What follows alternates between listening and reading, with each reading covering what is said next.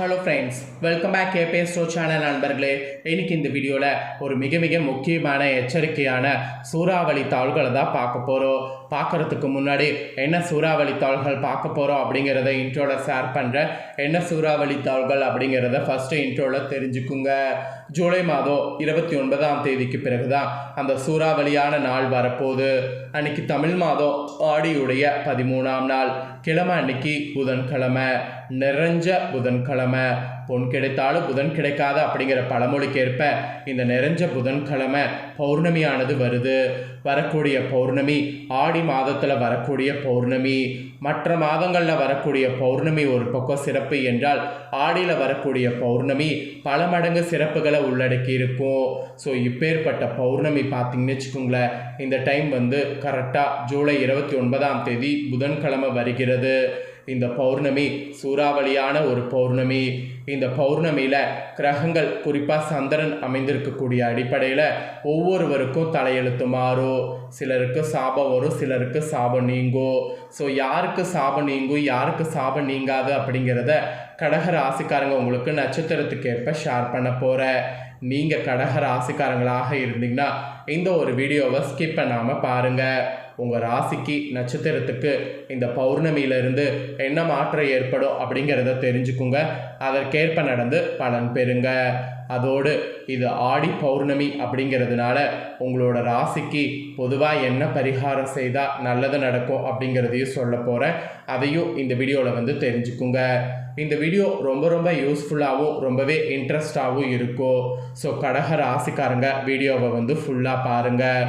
உங்களோட ராசி நட்சத்திரத்துக்கு என்ன பலன் கிடைக்கும் அப்படிங்கிறத தெரிஞ்சு அதற்கேற்ப நடந்து பலன் பெறுங்க.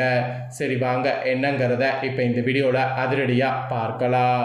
ஃபஸ்ட்டு கடக ராசிக்காரங்க புனர்பூசம் 4ஆம் பாதத்தில் பிறந்தவங்களுக்கு சொல்லப்பட்டிருக்கு. நல்லது எது கெட்டது எது என்பதை உணர்ந்து செயல்படக்கூடிய உங்களுக்கு பிறக்கக்கூடிய ஆடி பௌர்ணமி கவனமாக செயல்பட வேண்டியது அவசியம் என்பது ஃபர்ஸ்ட் எச்சரிக்கையாக சொல்லப்பட்டிருக்கு. தன புத்திரக்காரகனான குரு இந்த பௌர்ணமி வரை அஸ்தமனம் அடைந்திருப்பதால் வீண் அலைச்சல்கள் உங்களுக்கு குறையும். வேலையின் காரணமாகத்தான் ஓரிடம் குடும்பம் ஓரிடம் என்றிருந்த நிலையெல்லாம் இருக்குல்ல, அதெல்லாம் இந்த பௌர்ணமியில் மாறும். மனதில் இருந்த குழப்பங்கள்லாம் கூட விலகும். பிள்ளைகள் மீது அக்கறைங்கிறது இந்த பௌர்ணமியில் அதிகரிக்கும். பூர்வீக சொத்தில் ஏற்பட்ட சிக்கல்கள் விலகும். அதோடு திட்டமிட்டு செயல்பட தொடங்குனீங்கன்னா இந்த பௌர்ணமிக்கு பிறகு எல்லாமே சக்ஸஸ் ஆகும். பாகிஸ்தானத்தில் சஞ்சரிக்கக்கூடிய சனி பகவான் இந்த பௌர்ணமி முழுவதும் வக்ரம் அடைந்திருக்கக்கூடிய காரணத்தினால் இதுவரை அவரால் கிடைத்து வந்த யோக பலன்கள் எல்லாமே மட்டுப்படும். உங்கள் உழைப்புக்கேற்ற ஏற்ற ஆதாயம் இந்த பௌர்ணமியில் கிடைக்கும். தைரியமாக செயல்பட்டிங்கன்னா நினைத்ததை எல்லாமே சாதித்து வந்த நிலையில் பின்னடைவு உங்களுக்கு உண்டாகும்.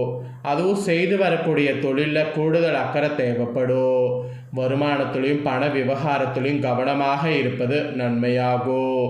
ஜென்ம ராசிக்குள் சஞ்சரித்து கொண்டிருக்கக்கூடிய சூரியன் உங்களுக்குள் பதட்டத்தையும் வேகத்தையும் ஏற்படுத்துவார். அதுவும் உத்தியோகத்தில் இருப்பவர்களுக்கு மேல் அதிகாரிகளால் நெருக்கடிகள் ஏற்படும். அதோடு சங்கடங்கள் அதிகரிக்கும். குடும்பத்தில் கூட பார்த்திங்கன்னு வச்சுக்கோங்களேன், ஒரு நேரம் இருப்பது போல் மறுநேரம் உங்களுக்கு சாதகம் இல்லாமல் போகும். உங்கள் வார்த்தைகளே உங்களுக்கு எதிராக மாறும் என்பதால் அனைத்திலும் நிதானமாக இருப்பது இந்த பௌர்ணமியில் நன்மை அளிக்கும்.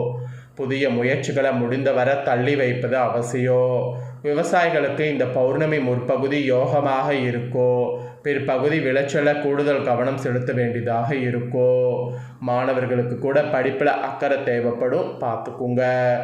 நெக்ஸ்ட்டு பூஷமில் பிறந்த கடக ராசிக்காரங்களுக்கு குறிப்பிடப்பட்டிருக்கு.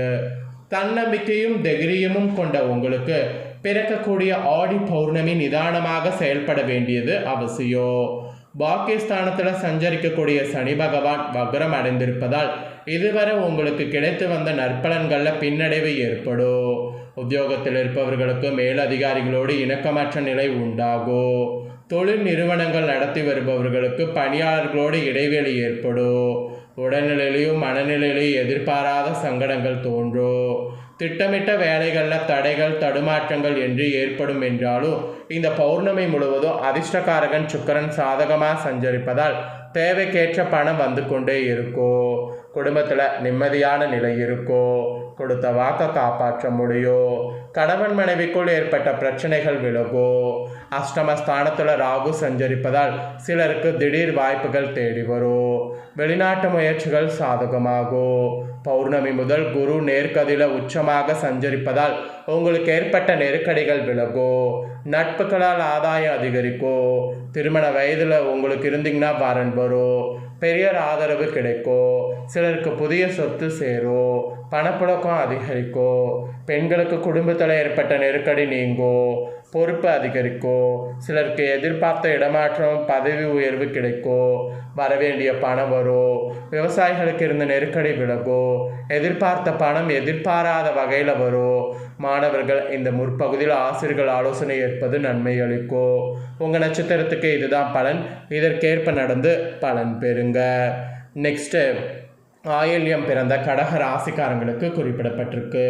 சூழ்நிலைக்கேற்ப செயல்பட்டு வரக்கூடிய உங்களுக்கு பிறக்கக்கூடிய ஆடி பௌர்ணமி திட்டமிட்டு செயல்பட வேண்டியது அவசியம். இந்த பௌர்ணமி வரை வித்யோகாரகன் புதன் விரயஸ்தானத்தில் சஞ்சரிப்பதால் எடுக்கக்கூடிய முயற்சி இழுபறியாகும். வரவேண்டிய வரவில் தடை உண்டாகும்.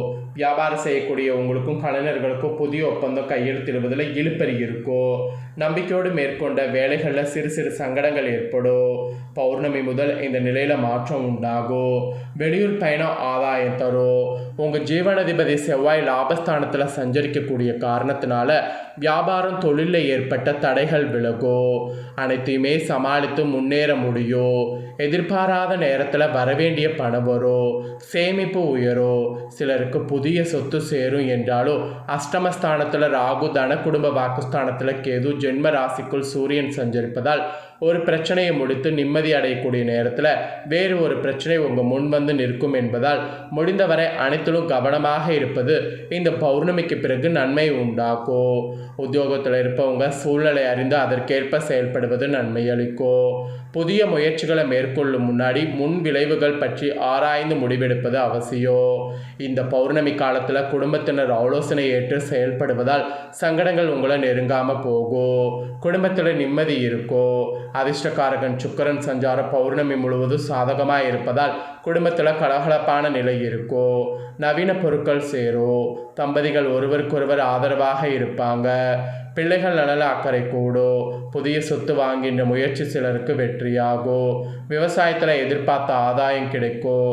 மாணவர்கள் படிப்பில் கவனமாக இருப்பது அவசியம். உங்களோட நட்சத்திரத்துக்கு பௌர்ணமி பலன் இதுதான். ஸோ கடக ராசிக்காரங்க உங்கள் நட்சத்திரத்துக்கு ஏற்ப பௌர்ணமி பலன் என்னங்கிறத சொல்லிட்டேன். இதற்கேற்ப நடந்து பலன் பெறுங்க. இப்போ உங்களுக்கு பரிகாரம் சொல்ல போகிறேன். ஸோ என்ன பரிகாரம் அப்படிங்கிறத தெரிஞ்சுக்குங்க. இந்த பரிகாரத்தை மறக்காமல் ஆடி பௌர்ணமி அன்னைக்கு செய்திடுங்க. ஆடி பௌர்ணமி உங்கள் குடும்பம் பல தலைமுறைக்கு சுபிட்சமாக வாழ உங்கள் ராசிக்கார பெண்கள் செய்ய வேண்டிய முக்கியமான பூஜை நாள் இது. தவற விட்டுறாதீங்க. ஆடி மாதம் முழுவதுமே அம்மனுக்கு பார்த்தீங்கன்னு வச்சுக்கோங்களேன் மிகவும் சிறப்பு என்று சொல்லலாம். ஆக்சுவலி அதுலேயும் குறிப்பாக சிவபெருமானுக்கும் அம்மனுக்கும் உகந்த நாளாக சொல்லப்படக்கூடிய ஆடி பௌர்ணமி தினம் வரப்போகுது. இந்த நாளை யாரும் தவற விட வேண்டாம். இந்த தினம் கோவிலுக்கு செல்ல முடியவில்லை என்றாலும் உங்கள் வீட்டிலேயே குலதெய்வத்தின் ஆசீர்வாதத்தை பெற அம்மன் அருளாசி கிடைக்க வீட்டில் இருக்கக்கூடிய உங்கள் ராசிக்கார பெண்கள் இந்த பூஜையை செய்ய வேண்டும் என்பது குறிப்பிடப்படுது.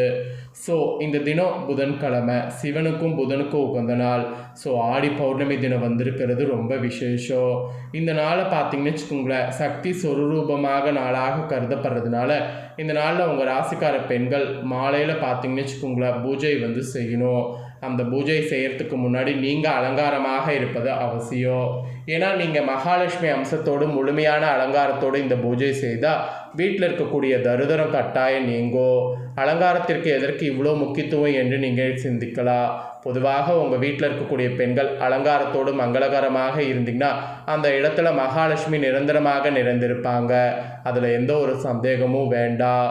ஸோ செல்வ செழிப்பை தரக்கூடிய இந்த பூஜை செய்யக்கூடிய உங்கள் ராசிக்கார பெண்கள் பூ போட்டு பட்டுப்புடவையோடு கண்ணாடி வளையல் அணிந்து நிறைவாக பூஜை செய்திங்கன்னா நல்ல பலன் கிடைக்கும். ஒன்றும் பெருசாக இல்லைங்க, பொங்கல் வைத்து அந்த பொங்கலை படைத்து அதை தாயாருக்கும் சிவனுக்கும் படைத்து ஒரு 4 பேருக்கு பிரசாதமாக கொடுக்கணும். இந்த சிம்பிள் விஷயத்தை நீங்கள் செய்தீங்கன்னா உங்களுக்கு நிச்சயம் பார்த்தீங்கன்னு வச்சுக்கோங்களேன் நல்லது நடக்கும். அதனால் இதை செய்ய மறக்காதீங்க. ஸோ கடக ராசிக்காரங்க, நீங்கள் இந்த வீடியோ பார்த்து பயனடைஞ்சது போல் உங்கள் ஃப்ரெண்ட்ஸ் ஃபேமிலி இருக்கவங்களும் பார்த்து பயன்பெறணும்னு நினச்சிங்கன்னா வீடியோ லைக் பண்ணி ஷேர் பண்ணுங்கள். உங்கள் ஃப்ரெண்ட்ஸ் ஃபேமிலி இருக்கவங்களும் வீடியோ பார்க்கட்டும். அவங்களும் பார்த்தீங்கன்னு வச்சுக்கோங்களேன் கடக ராசியாக இருந்தாங்கன்னா பயன்பெறட்டும். வேறு ஒரு வீடியோவில் உங்களை சந்திக்கிறேன். நன்றி.